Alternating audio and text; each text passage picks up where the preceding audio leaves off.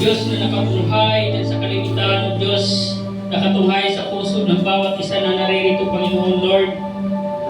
Muli ka namin, Diyos, pinapupurihan at pinasasalamatan, Lord, sa lahat ng ginagawa mo sa aming mga buhay. Maraming salamat, O Diyos, sa buong isang linggo na patuloy mo kami sinamahan sa lahat ng aming ginawa. Maraming salamat, O Diyos, na hindi niyo po kami pinababayaan, higit lalo ang aming mga kalusugan, Panginoon.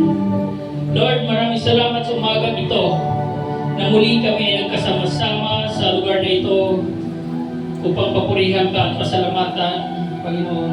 Alam niyo po, Panginoon, ang puso ng bawat isa na naririto, Panginoon.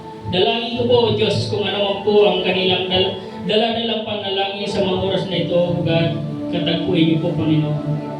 At Lord, dalangin ko po sa umagang ito, ano man ang nakikita niyo pong hadlang, Panginoon, mga istorbo, Panginoon, sa mga oras na ito, istorbo sa aming pakikinig sa banal na salita, Panginoon, kaya amin po itong hinahadlangan sa pangalan ni Jesus.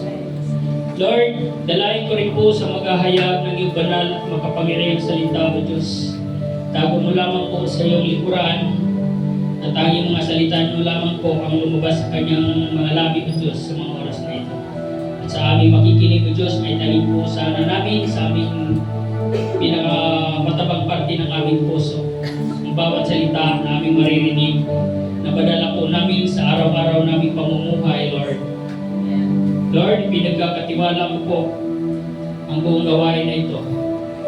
Panginoon, sa iyo po ang lahat ng papuri at pasasalamat sa pangalan